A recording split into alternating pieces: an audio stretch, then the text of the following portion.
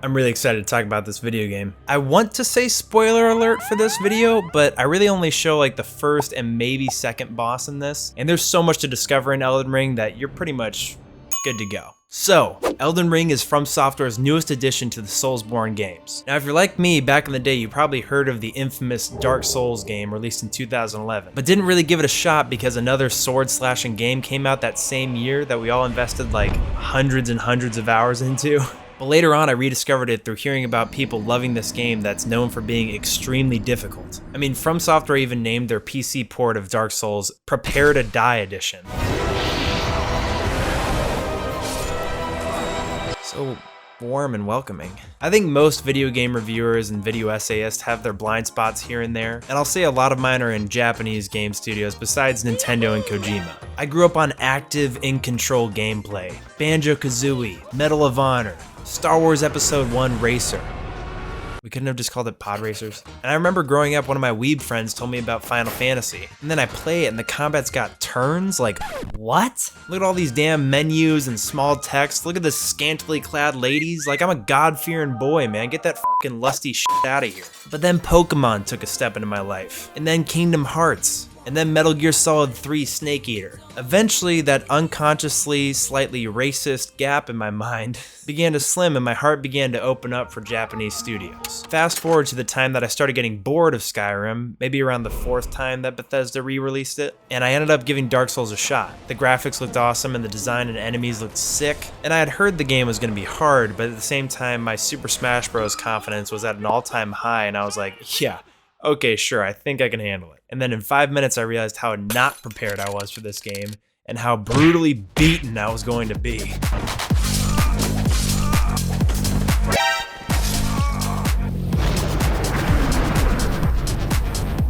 Oh. It was like taking a pre-calculus test in high school where I thought my basic times table math knowledge would pass, but then I read the first word on the test as parabola, and I realized how truly doomed I am. So I gave it about 2 hours until I tapped out. My main complaint about the game was how slow I felt compared to any other games. When I performed simple actions I couldn't cancel out of them, like even healing, I just felt constantly vulnerable. Little did I know that that was the beginning of me starting to understand what Dark Souls games are truly about. Sekiro came out in 2019 and I gave that game a go until it made me start crying. And then just a few months later, Elden Ring's teaser trailer dropped and mentioned it was being created with George R.R. Martin. That's the creator of Game of Thrones, and Game of Thrones had just ended in 2019, so I really thought it might just be like a cheap name drop where they just recreate another Soulsbourne game and just have George's name attached to it. But when I began playing Elden Ring for the first time, I couldn't believe how wrong I truly was.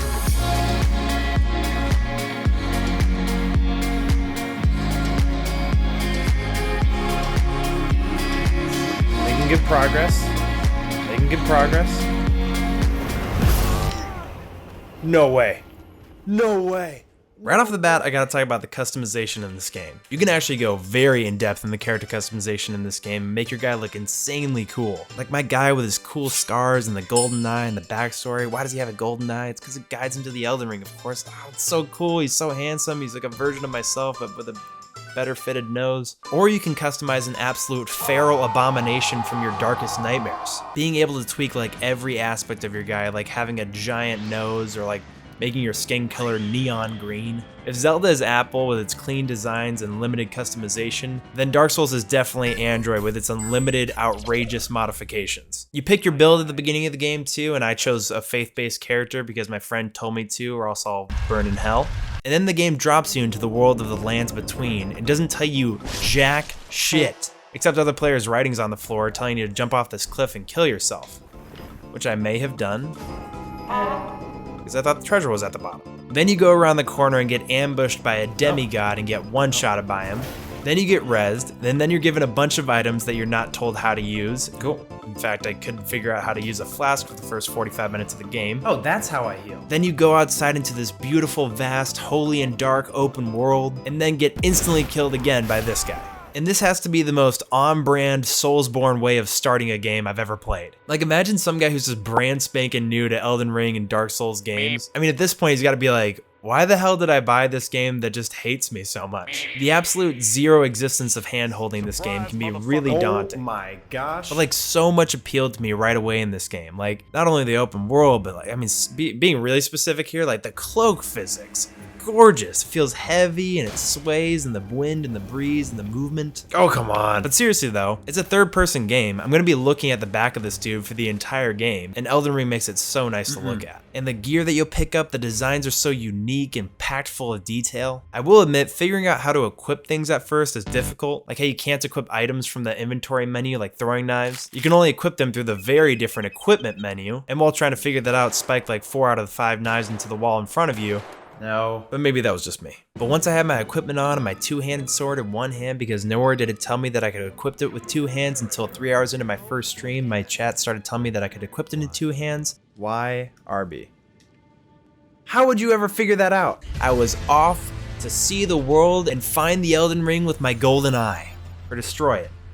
What are we doing in this game? And something that surprised me right away was how easy the combat was. At first. There's a weird dichotomy in enemies where it's like 70% of enemies in Elden Ring are really easy, but then there's like this 30% that's gonna give you a little more trouble. My gosh. Jeez.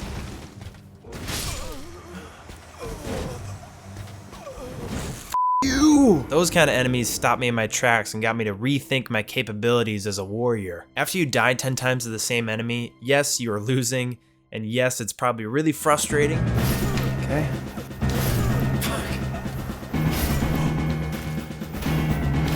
Well. By the way, I'm recording against like David.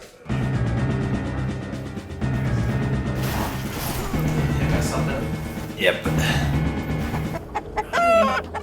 But also, your brain is gathering data every time you fight them. Oh, if I get too close, they start to lunge. Oh, I can actually block that attack. Oh, if I roll behind them, I can get a critical hit. This part of the game, to me, is the most special part of FromSoftware games and felt completely new to my gaming world. It challenges you like a strict teacher. You don't know? No mistakes. You slip up, it's your fault. Fuck. Pity. And once you finally beat that first enemy that gives you difficulty, whoever it is in the game, it makes you feel like a damn master. Yes. And then about 11 seconds later, another harder enemy lands in front of you and crushes all your spirit and hope for yourself. Oh no. Oh no. But seriously, it's exponential growth because your fundamental skills are building the whole time, no matter what enemy you're facing. Oh, yes! That guy used to be a problem for me. Now you should know before playing Elden Ring that the game really does make you choose one playstyle for your character. You can't be a jack of all trades, and you'll quickly realize it once you realize how expensive leveling up is. The way you purchase most items in the game and level up is using the same currency, runes. Does it really tell you this anywhere in the game? No, you just kind of figure it out. Like most things in Elden Ring. You build up runes by killing enemies, and if you die, the runes are left where you perished. Last die? Damn it. When you resurrect, you can go find those runes again and pick them back up. But if you die before picking them back up, poof, they're gone. These times can lead to some moments I'm not necessarily proud of. Fucking, are you kidding me? Get the fucking... Oh my god, I'm gonna fucking spike this controller.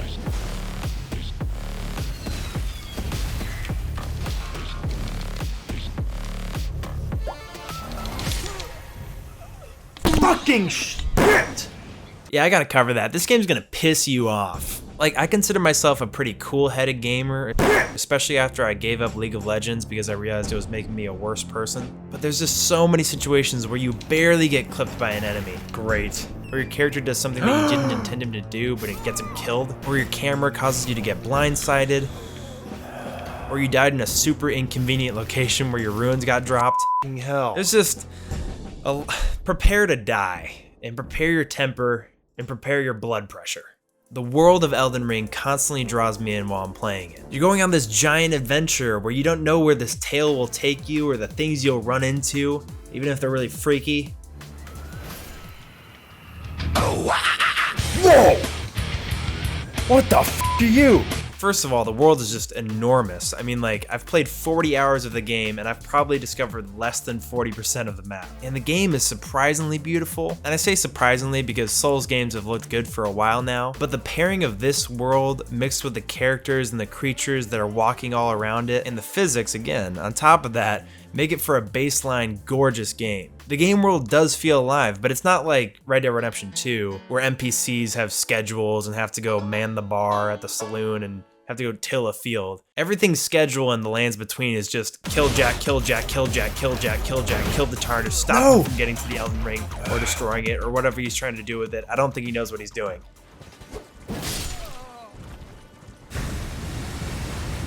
What the fuck? Oh! Nope. Nope. We're out of here.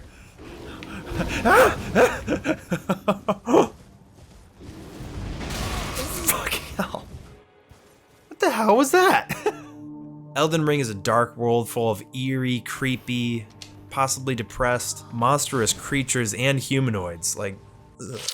Look at that thing. What the hell is that? It's a dead goat, man.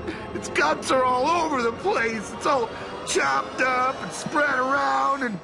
Oh, no, wait, it's just a blanket. Except in this game, it is a dead goat, or a worm monster, or some fungus dungus. But the fantasy element of this world is really what will fascinate you while playing the game. Like the unique environments that you'll come across, magical caves, creepy forests, sky-high kingdoms. It's all so magical. And I barely want to show any of these environments in this video because it's just so cool to naturally stumble across it in the game. The enemy types in this game are so cool too. Like I've had multiple Shadow of Colossus moments where this game puts me in front of a giant god taunting me, asking me if I have the stones to take him on. And guess what, bitch? I do.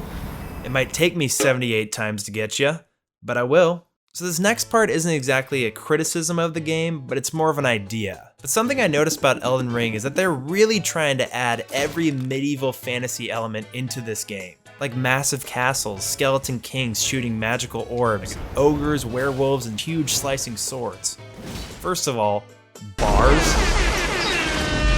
But it's really like the most video gamey video game you could possibly imagine. And that's not a bad thing. But while I was playing it, I really was making an active comparison to other games I've played like Zelda, where like Zelda has these cleanly designed, well-defined ideas to it. Like who Link is, a boy warrior fighting an evil force Ganondorf. He needs to get the princess back. How does he do it? Well, you gotta go to the grass world, you gotta go to the water world, and then you go to the fire world. And then you hit puberty, and then you gather all those elements that grants him access to the Master Sword so he can vanquish the evil force. In Elden Ring, things are far more shrouded in mystery and vagueness and complexity of the characters you interact with and fight against, the lack of dialogue or even the lack of a main character really. I mean, I'm even kind of lost on the items I'm going for, like at the Elden Ring itself. Like, is it a ring? Like, do you wear it? Am I trying to destroy it? Am I trying to find it and gain the power? Is there a Mount Doom that I'm supposed to throw it into? Where's Smeagol? All I know is my golden eye is guiding me towards it. But again, that's not a bad thing for Elden Ring, it just makes it really hard to define, besides it being a very hard game, that's pretty clear. So like most things from FromSoftware, to me I'm just not used to it. And what I've come to learn from Elden Ring is just because I'm not used to it, doesn't mean that's necessarily a bad thing. It actually might contribute to the fact that it's one of the most incredible gaming experiences I've ever had. I love Elden Ring.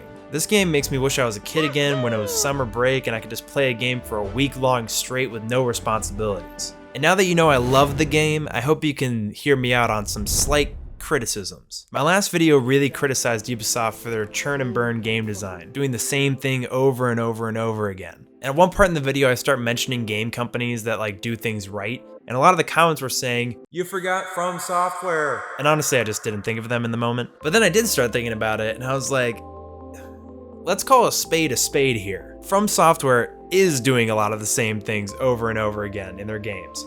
However, I think there's a big difference between the two of Ubisoft and FromSoftware, which is Ubisoft games are very casual based. not talking Siege. Their ideas and combat systems are much more shallow, so it becomes much more apparent that you're doing the same thing over and over again when the tasks are so simple. Whereas Soulsbourne games feel more like League of Legends, where you can play on the same map for like thousands of hours because the difficulty of fighting new real players and the roster of champions is so large, it feels like there's a new dynamic every game you play. Elden Ring and Soulsbourne games bring so many different, interesting enemies to the table, with a combat system that grows over time in a massive, mysterious world.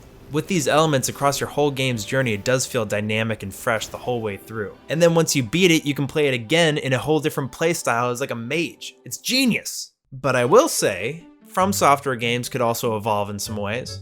Like, did they really nail the user interface design the first Demon's Souls game 13 years ago? The menus are clunky and cumbersome, and the things the game decides to explain to you are either overcomplicated, oh man, a lot of reading, or so vague like the Ashes of War descriptions, or just the stats in the game in general. And there's just simple quality of life improvements they could add in, like why can't I access my inventory when I'm sitting at a Grace station? Or when you quit the game on PC, there's no quit to desktop button. So you have to quit the game, see the publisher animation, see the developer animation, then you go to the menu, then you scroll down to quit game, then you hit yes and you say, are you sure? And absolutely I am. And I don't even think you need to touch the combat that much. In fact, I don't think a lot of players would want you to. Dark Souls players have fallen so in love with that extremely difficult combat. Every hit can break me. That even if you were to tweak things to make them smoother, it might come off as being easier, which I don't think anybody will want. But there's gotta be some parts of it that you could evolve, right? Right? Like when I hit a potion use that's empty, when I'm fighting like a giant demon god, does my guy really have to go like, oh, there's nothing in here, what? Like, he would fucking know that. The last part of Elden Ring I want to talk about are the boss fights. Earlier in the video I talked about FromSoftware games being like a strict teacher, and the boss battles take this to a whole nother level. You think that one NPC we placed out in the middle of the countryside was hard? Wait till you meet the first boss, Margit. Someone must extinguish thy flame. Bring it on! Oh fuck. Bring it, bitch. Alright.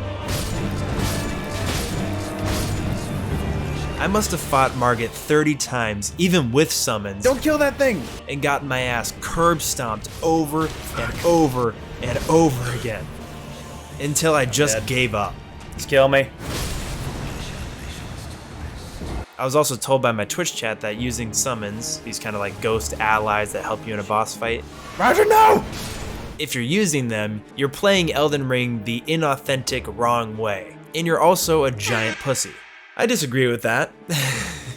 In fact, it can be really helpful to use summons at the beginning for new players, but I actually did stop using summons, mainly out of peer pressure, but also because I did want the authentic, extremely difficult experience to overcome. What's so cool about Elden Ring is you actually don't have to do things in the orderly fashion. It's kind of like Breath of the Wild in that way. You don't have to get through Margit for a while. You can just go to a different part of the map and go level up and get beefy as hell. Yeah, maybe we should go level up for a second. I didn't really do that too much. I was only level 26 when I fought Margit. Being that low level and weak, fighting him is maddening. I got to know every single detail of Margit. I learned his sweeping attack distances and frequencies. I learned every time he'd back up and throw a knife. I knew exactly when he would lunge. I knew the exact moment he'd bring out that hammer and sword and switch up all of his movesets. I knew his whole lore. I knew where his family went on vacation when he was growing up. I had a relationship with Margit, and every time I fought Margit, I got smarter. My reflexes tightened up. My precision was honed. I probably fought this motherfucker 100 times before one amazing night, I beat him. Now let's get it on. Just me and you, Murloc. What's his name again? Damn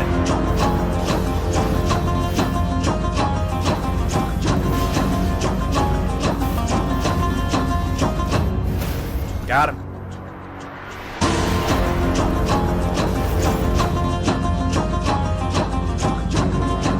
Bring it, bitch!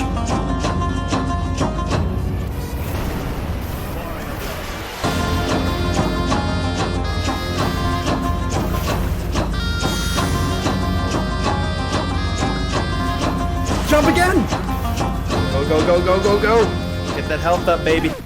I'm sweating so f***ing much. This ends now!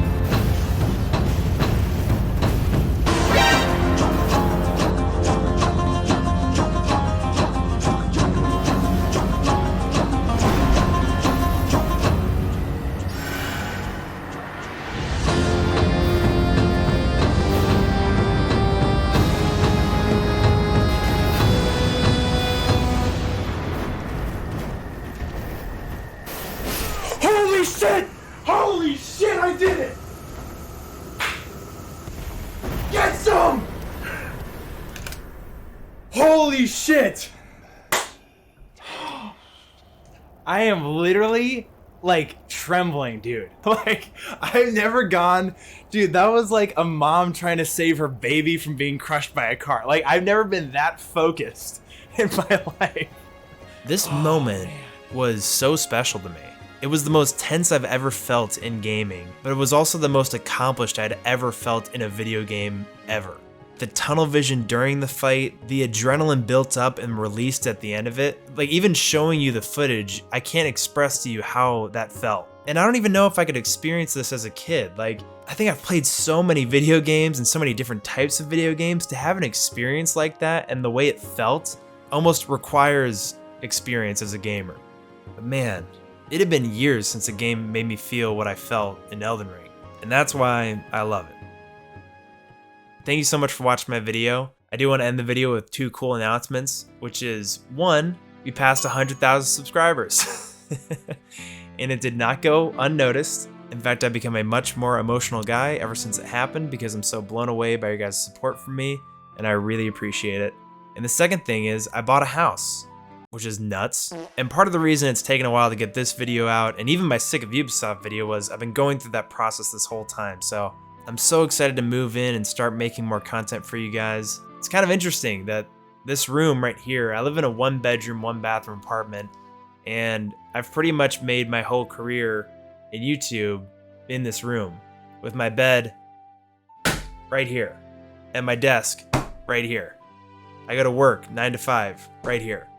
And my whole life, about 90% of it, being right here. And I'm so ready to move on to the next chapter in my life where I have more than one room.